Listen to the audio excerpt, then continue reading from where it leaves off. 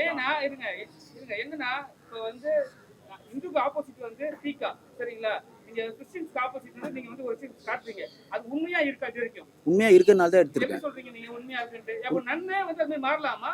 கடைசி விஷயம் வச்சிருக்கீங்க, அது எந்த ஒரு கிறிஸ்டியன்ஸ்க்குமே வந்து ஏத்துக்க முடியாத ஒரு விஷயம், அது நீங்க வச்சிருக்கீங்க ஏன்? எந்த சீன் சார் சொல்றீங்க நீங்க? கடைசியா நீங்க ஒரு விஷயம் அது நாங்க ஓபன் பண்ணா அது கிளைமாக்ஸ்ல வந்துரும். இல்ல சார், ஓப்பனா சொல்லணும்னா இது யாரையும் வந்து ஹர்ட் பண்ணணும், யாரையும் குத்தணும் அப்படின்னு அந்த இன்டென்ஷன்ல இந்த கதை எடுக்கவே இல்லை. அதனால தான் கடைசில அந்த கிளைமாக்ஸ் வந்து கிறிஸ்தவர்கள் மனசை காயப்படுத்தாது நீங்க நம்புறீங்களா? இல்ல நான் நம்புறேன். படைப்பாளினா யாரோடையும் பெரும்பான்மை மக்கள் நம்பக்கூடிய காயப்படுத்துற மாதிரி ஒரு விஷயத்தை நீங்க பண்ணல, நீங்க நம்புறீங்களான்னு கேக்குறேன். நாங்க பண்ணதா ஃபீல் பண்றோம், நீங்க வந்து பண்ணல நம்புறீங்களா? இல்ல நான் அதை நம்புறதுனால தான் அந்த கதையை எழுதுனா அதை எடுத்திருக்கேன். கிறிஸ்தவர்களுடைய மனசை காயப்படுத்தா நீங்க நம்புறீங்களா? நான் நம்புறேன் சார். அன்னை வேளாங்கண்ணி கோயிலுக்கு போயிருக்கீங்களா? நீங்க போயிருங்க சார். மும்மதத்துல உள்ளவங்களும் கோயிலுக்கு போறாங்க. அன்னை மாதா வந்து நீங்க ஒரு தவறான ஒரு சித்தரிப்புல இல்லையே. இல்ல சார், அப்படி எங்கேயுமே ரெஜிஸ்டர் பண்ணப்படல, எங்கேயுமே வந்து அதுக்கான ரெஃபரன்ஸும் எங்கேயுமே வைக்கவே இல்லை சார். நீங்க மரியான் பேர் வச்சிருக்கீங்களா? அப்போ வந்து அன்னை மாதாவை மும்மதத்துல உள்ளவங்க இல்ல, வேளாங்கண்ணி கோயில் வந்து கிறிஸ்தவர்கள் போறாங்க, இந்துக்கள் போறாங்க, கிறிஸ்டியன்ஸ் போறாங்க, எல்லாருமே போறாங்க. அது தவறான ஒரு சித்தரிப்புல நீங்க காட்டுறீங்க கிளைமேக்ஸ்ல. இல்ல சார், இது தவறான சித்தரிப்பா காட்டவே இல்லை சார். அதனால தான் பிகினிங்ல இருந்தே படத்துல ஒரு கோட் இருக்கும், to reach the holiness you have to face all the unholiness னு இருக்கும். அதுக்கான ஸ்டேஷன் இது ஆன்டி கிரைஸ்ட் ஒரு இது காட்டுங்க. கிறிஸ்டியானிட்டிக்கு எதிரான படம் தான் நீங்க சொல்லிருக்கீங்க. எங்க சொல்லிருக்கீங்க? எதிரானதுன்னா நீங்க காட்டுங்க. வெளிய வரணும், எல்லாமே கிறிஸ்தவ மதத்துல இருந்து வெளிய வரணும் சொல்லிருக்கீங்க. இல்ல சார், இப்போ நான் வந்து ஒரு வேர்ல்டு வார் 2 பத்தி ஒரு படம் எடுக்கிறேன்னா, நான் ஹிட்லரை பத்தி நான் பேசணும், நான் நாசிஸை பத்தி காட்டணும். ஸோ அதுதான் அந்த கதையோட கிரியேட்டரோட இயல்பு. அதுதான் அப்போ ஒரு நன்னை பற்றின ஒரு கதையை நான் எடுக்கும்போது கிறிஸ்டியானிட்டின்றது வந்து என்னோட பேக்ட்ராப். அது வந்து ஒரு கிரியேட்டிவ் பிளாட். அது எந்த ஒரு தனி மனிதர் தாக்குதலோ எந்த ஒரு மதத்தையும் வந்து புண்படுத்தணுன்ற நோக்கத்தில் எடுக்கப்படவில்லை. அந்த ஒரு இன்டென்ஷன் இருந்திருந்தா இத்தனை பேர் யாரும் இந்த படத்துக்கு சப்போர்ட்டும் பண்ணியிருக்க மாட்டாங்க. அதை ரொம்ப நான் தாழ்மையோடு நான் ரெஜிஸ்டர் பண்ணிக்கிறேன். அற்புதமான ஒரு திரைப்படம். இன்டர்வல் வரைக்கும் பார்த்தீங்கன்னா ஒரு அற்புதமான ஒரு திரைப்படம். அதாவது ஒரு பெண்ணுடைய உணர்வு, அந்த மதம்ங்கிறது வந்து எந்த அளவுக்கு அதை வந்து புஷ் பண்ணி வைக்கிது அந்த உணர்வு அப்படிங்கிறது அதுலேயே ஒரு முழு படம் பார்த்த திருப்தியும் கிடைச்சிருக்கு. ஆனால் ஆஃப்டர் இன்டர்வல் பார்க்குறப்ப இந்த மதத்துக்கு மேலே இன்னொரு மதம் இருக்குது, இதெல்லாம் காட்டுறீங்க. அது இந்த கிறிஸ்டியானிட்டி அப்படிங்கிறத வருது. இதில் இங்கே பெரும்பான்மையாக இருக்கிறது வந்து இந்துக்கள், இந்து மத சாமியார்கள். இப்போ கூட பார்த்தா அன்னபூரணின்னு ஒரு சாமியார் பற்றி கூட சர்ச்சையெல்லாம் வந்துருக்கு. அப்போ அதே மாதிரி வட இந்தியாவில் பார்த்தீங்கன்னாலும் நம்ம வந்து இதெல்லாம் பார்க்குறோம், நிறையா வந்து இந்து மத பெண் சாமியார்களே இருப்பாங்க. இதெல்லாம் வந்து பெரும்பான்மையில இருக்கிறத விட்டுட்டு ஒரு சிறுபான்மை விஷயத்தை வெளியே கொண்டு வரதுக்கு என்ன காரணம்? இல்ல இது சிறுபான்மை பெரும்பான்மைன்னு அவ்வளவு பெரிய டேர்ம்ஸ்குள்ள இதை கொண்டு போவேனா? டோட்டலா அக்செப்ட் பண்றேன், எக்ஸெப்ட் கிளைமேக்ஸ். அவ்வளவு தூரம் புரட்சிகரமா கிறிஸ்தவத்தை பத்தி இது வரைக்கும் எவ்வளவு தோல் வச்சு காட்டுறீங்க. Okay sir. கிறிஸ்தவ மதத்துடைய தோல் வச்சு பாவல் விஷயங்களா இருக்கு பார்த்தீங்களா, எனக்கு தெரியாது. கொஞ்சம் உள்ள வந்து சொன்னீங்கன்னா இல்ல சார், நான் எந்த ஒரு இந்த சிறுபான்மை பெரும்பான்மைன்னு அந்த அவ்வளோ பெரிய ஒரு பொலிட்டிக்கல் ஆங்கிள் இதை நான் பார்க்கவே இல்லை. நான் ஏன் நீங்கள் கேட்குறது புரியுது, இத்தனை கடவுள் இருக்காங்க, ஏன் வந்து இந்த இதை நீங்கள் எடுத்திருக்கீங்க அப்படின்னும் போது ஒரு கிரியேட்டர் பாயிண்ட் ஆஃப் வியூலேருந்து பார்த்தீங்கன்னா ஒரு நன்னுன்ற ஒரு கேரக்டர் வந்து யூனிவர்சலாக நம்ம எவ்வளவோ ஹாலிவுட் ஃபிலிம்ஸில் நம்ம பரிச்சயப்பட்ட ஒரு கேரக்டர். அது இப்போ ஒரு ரைட்டர் டேரக்டராக ஃபர்ஸ்ட் டைம் நான் என் படத்தை கொண்டு போகும்போது என்னோட ஒரு ஃபர்ஸ்ட் ஸ்டெப் வந்து ரொம்ப ஸ்ட்ராங்காக இருக்கணும்னு நம்ம டிசைட் பண்ணுறோம். அது ஸ்ட்ராங்காக இருக்குன்றது வந்து கண்டென்ட்டில் மட்டும் இல்லை, நம்ம எந்த கேரக்டர் கிரியேட் பண்ணுறோன்றதுல இருக்குது. அப்போ நன்னுன்றது வந்து ஒரு யூனிவர்சல் கேரக்டர். அது வந்து அங்கே அப்ராட்ல இருந்தாலும் சரி, இங்கே இருந்தாலும் சரி, அது ஒரு வெஸ்டர்ன் இன்ஃப்ளூயன்ஸ்டான ஒரு கேரக்டர். இல்லை சார், நான் சொல்லிருக்கேங்க. இப்போ என்னன்னா எப்போவுமே ஒரு கேரக்டரை உருவாக்குறதுலேருந்து ஒரு கிரியேட்டருக்கு வந்து ஒரு சேலஞ்ச் இருக்கும். அப்படி பார்த்தா நம்மளுக்கு அந்நியப்பட்ட ஒரு கேரக்டர் எடுத்து எழுதுறது தான் ஒரு கிரியேட்டருக்கு ஒரு சேலஞ்சு.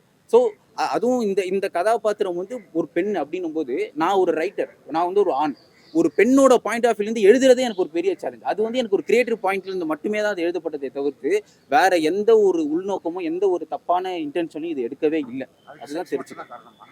என்ன சார், கதையில் சொன்னபடி பார்த்தா அது மட்டும் தான் உங்களுக்கு ஒடுக்கப்படுது. நீங்கள் சிரிச்சிடலாம் சார், நீங்கள் சிரிக்கலாம், கோவப்படலாம், அழுதுடலாம், நட் ரோட்லேயே எல்லாத்தையுமே பண்ணலாம். சில விஷயங்கள் நீங்கள் பண்ண முடியாது. அப்போ ஒரு நன்னா இருக்கும்போது அவங்க சிரிக்கலாம், கோவப்படலாம், என்ன வேணா பண்ணலாம். பட் அவங்களால சில விஷயங்கள் பண்ண முடியாது.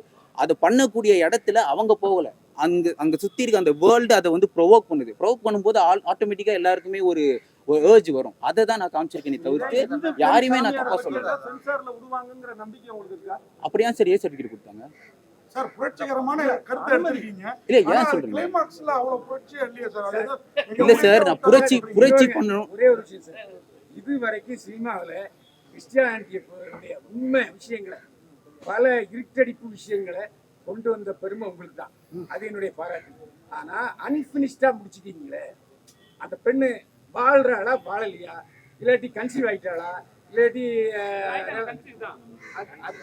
இல்ல தலைகளை மாறிட்டாளா, இல்ல சார், அதுக்கு ஒரு உலகம் தலையிட மாறி. அதுக்கு ஒரே ஒரு பதில் சொல்லிடுறேன். என்னன்னா படம் ஃபுல்லா வந்து பாத்தீங்கன்னா அதனால தான் பிகினிங்ல இருந்து கதை வந்து ஒரு டிராமாவாவே போவாது. நடுவில் நிறைய சரியல் விஷயங்கள் உள்ளங்க வரும்.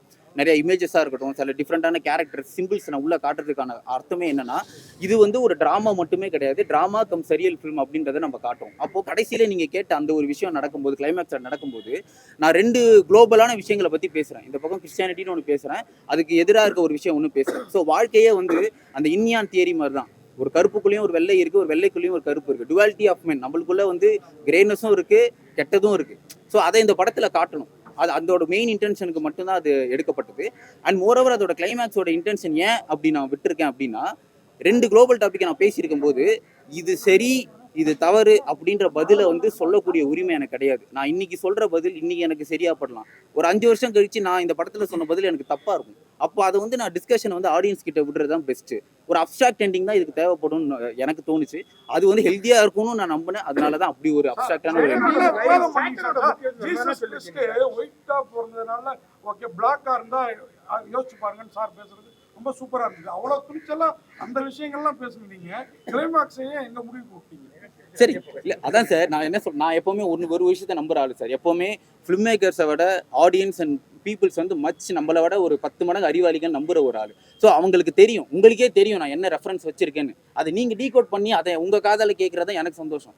அப்போ நீங்க ஒரு கிளைமேக்ஸ் சொல்வீங்க, அவர் ஒரு கிளைமேக்ஸ் சொல்லுவார், இவர் ஒரு கிளைமேக்ஸ் சொல்லுவார்.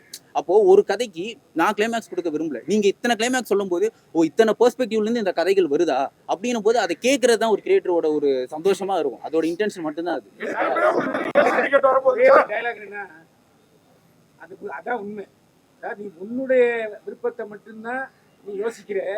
ஆனா மற்றவங்க அதுல காயப்படுவாங்களா நீ யோசிக்கிறேன்னு ஒரு வார்த்தை வருதுன்னா கிளைமேக்ஸ்ல. ஆமா, அதான படம். ஆமா சார். ஏன்னா இப்போ நீங்க சொன்னது கரெக்ட் பாயிண்ட். நீங்க சொன்ன பாயிண்ட்ல என்னன்னா, அப்ப அந்த பொண்ணு வந்து தப்பா இருக்கானா, கேரக்டர்ஸே நிறைய கேள்விகள் அவளுக்கு கேக்குது. நீங்க தப்பான ட்ராக்ல போறீங்க, தப்பு பண்றீங்க, அது அந்த சீன் நான் ஏன் சார் வைக்கணும்? அப்ப அதை தப்புன்னு தான் நான் ஒரு இடத்துல காட்டுறேன். என்னன்னா வாழ்க்கையில ஒரு நல்ல விஷயத்த காட்டணும்னா நான் கெட்ட விஷயத்த காமிச்சு தான் ஆகணும். இந்த கருப்பு டெஃபினிஷனா தெரியணும்னா நான் ஒயிட் பேக்ரவுண்ட்ல நின்னா தான் தெரியும், கருப்புல நின்னா தெரிய மாட்டேன். அதோட பிலாசபி தான் இது. அந்த கதாநாயகி கிளைமேக்ஸ்ல கன்சீவ் ஆகுது இல்லையா, அப்ப இயேசு மீண்டும் வராருன்னு காட்டுறீங்களா? அது உங்களுக்கு என்ன புரிஞ்சதோ அதுதான் சார். சார் எடுக்கிறப்பவே உங்களுக்கு தெரியும் இந்த படத்தை ஏன் சொல்லிக்கிறேன்னு. சீன்ஸ் இன்னும் கொஞ்சம் வச்சிருக்கலாம்.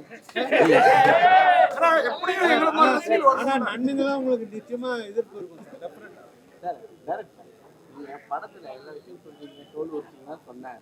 இப்ப இருக்க ஜெனரேஷன் எங்க பொண்ணுங்க சரக்கு அடிக்கிறாங்களா, லிவிங் டுகெதர் இருக்காங்களா? உங்க டீம்ல யாரெல்லாம் லிவிங் டுகெதர் இருக்காங்க சார்? அது அவங்களோட பர்சனல், அதை எப்படி சார் சொல்ல முடியும்? நீங்க காமிக்கிட்டு தமிழ்நாட்டு பொண்ணுங்க எல்லாம் இருக்கிறாங்கிற மாதிரிலாம் சொல்றீங்க. தமிழ்நாட்டு பொண்ணுங்கன்னு எங்கேயும் நான் காட்டல. வந்து ஒரு வீட்டுல இருக்கு, லிவிங் டுகெதர் இருக்காங்கன்னு காமிக்கிறீங்க. இல்ல இப்போ சில படங்கள்ல வந்து லவ் வந்து பண்ணாங்கன்னா அவங்க என்ன இதுல பர்சனல் லவ்ல இது பண்ணிருக்காங்களா இல்ல ப்ரொஃபஷனல்ல பண்ணிருக்காங்களா நீங்க மத்த படங்கள்ல கேக்குறீங்களா? இல்ல ட்ரிங்க் சாப்பிடுற மாதிரி இல்ல மத்த படங்கள்ல ட்ரிங்க்ஸ் குடிக்கிறதே கிடையாது. எல்லாருமே கேட்டுட்டாரு. மத்த படங்கள்ல நான் இதான் கேட்டுட்டு இருக்கீங்க, எல்லாருமே கேட்டுதான் இருக்காங்க.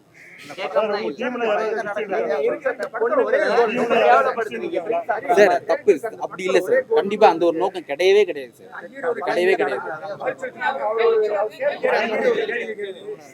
பத்தி நீங்க அந்த ஒரு குறிக்கோள் கிளியரா தெரிஞ்சது, அந்த பாயிண்ட் ரொம்ப அழகா சொல்லிருக்கீங்க. எக்ஸலண்டா அவரோட கேமியோ தான் படத்துல. தேங்க்யூ. ஆனா சேட்டான் எடுத்தாலே ஒரு கான்ட்ரோவர்சி வரும். உங்களுக்கு சேட்டானிக் வெர்சஸ் சல்மான் ருஷ்டியோட புக் எவ்வளவு கான்ட்ரோவர்சி சார்? இந்த கிறிஸ்டியானிட்டி பத்தி இந்த பேக்ரவுண்ட் தெரிஞ்சுதா? இல்ல சார், இது இந்த கதையை எடுக்கும்போது கிறிஸ்டியானிட்டி போர்ஷன்ஸா இருக்கட்டும் சரி, ஆன்டி கிரைஸ்ட் போர்ஷன்ஸா இருக்கட்டும் சரி, அது ரெண்டுத்துக்குமே R&D இல்லாம தீசஸ் இல்லாம எடுக்கல. இந்த ஸ்கிரிப்டுக்கு மட்டுமே கிட்டத்தட்ட 3 வருஷம் எனக்கு தேவைப்பட்டுச்சு. தீசஸ் மட்டும் நீங்க சொன்னபடி பாக்குங்க. டீம்ல சார், டீம்ல யாராவது கிறிஸ்டியன் இருக்கீங்களா? சென்சார் பார்த்து என்ன சொன்னாங்க? அவங்க ஏதாவது சொன்னாங்களா? முஸ்லிம்ஸ் எல்லாம் இருக்காங்க. முஸ்லிம்ஸ் என்ன சொன்னாங்க, கிறிஸ்டியன்ஸ் என்ன சொன்னாங்க, இந்துஸ் என்ன சொன்னாங்க? ஏன் கேக்குறேன்னா, அதுல வந்து எல்லாரும் கலந்து இருக்காங்க. கிறிஸ்டியன்ஸ் எதிரான படம் மாதிரி எங்களுக்கு தோணுது சார், எனக்கு தோணுது. சரியா? அதனால இது கேள்வி கேட்குறேன். இல்லை சார், இப்போ நீங்கள் கேட்ட அந்த சென்சார் போர்டில் இருக்க ஆஃபீஸர்ஸ் வந்து இந்துவா முஸ்லீமானா எனக்கு தெரியாது. ஏன்னா படத்தை வந்து உள்ள கமிட்டியில் பார்ப்பாங்க, நான் வெளியே உட்காந்துட்டு இருப்பேன். உள்ளே என்ன நடக்குது அவங்களோட டீட்டெயில்ஸ் வந்து அவங்களோட ஹிஸ்ட்ரி நம்மளுக்கு தெரியாது.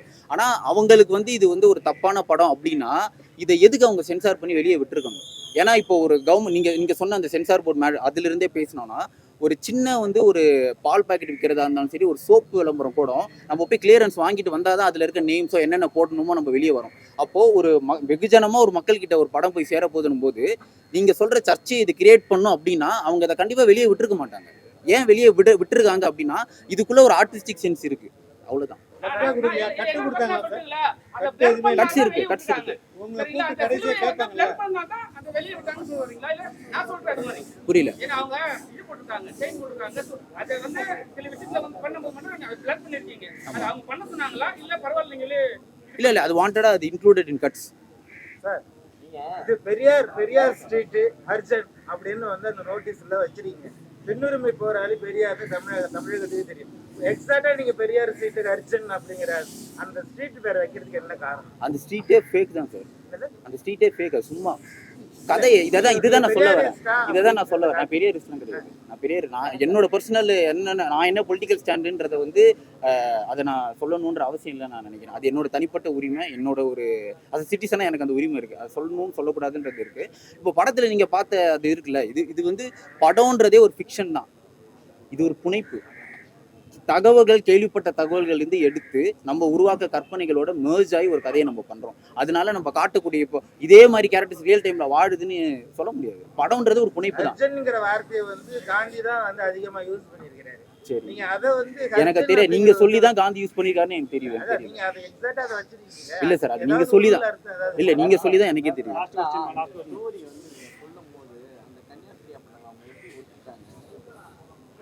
ஏன்னா அவங்க நிறைய சீன் நல்லா பண்ணிருக்காங்க, போல்டா பண்ணிருக்காங்க. சரி, தேங்க்யூ.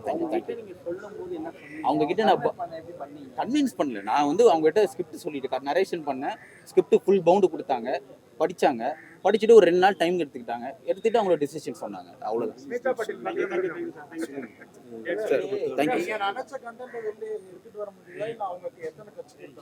இல்ல ரொம்ப ஒரு பேசிக்கான கட்ஸ் இருந்தது. ரொம்ப ஏன்னா ஏ சர்டிஃபிகேட்ன்றதுனால கட்ஸ் இல்லாம இல்ல, நிறைய கட்ஸ் இருந்தது.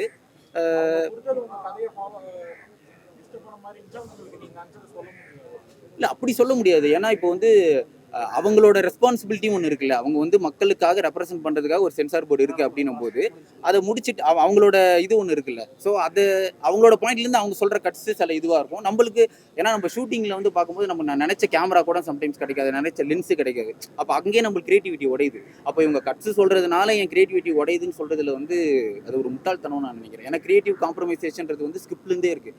நிறைய டெலிட்டட் சீன்ஸ் இருக்குது, நிறைய டெலிட்டட் ரைட்டிங்லேயே இருக்குது. அப்படின்னும் போது இது அவங்களோட பாயிண்ட்லேருந்து அது கரெக்டு. அந்த கட்சி எந்த ஒரு வகையிலும் வந்து கிரியேட்டிவா படத்தை பாதிக்கல. டாய்லெட்ல ஒரு முக்கியமான பத்திரிகை சொன்னாரு, அவங்க இருக்காரு, ஆர்எஸ்எஸ் காசுல எடுக்கப்பட்ட படம்.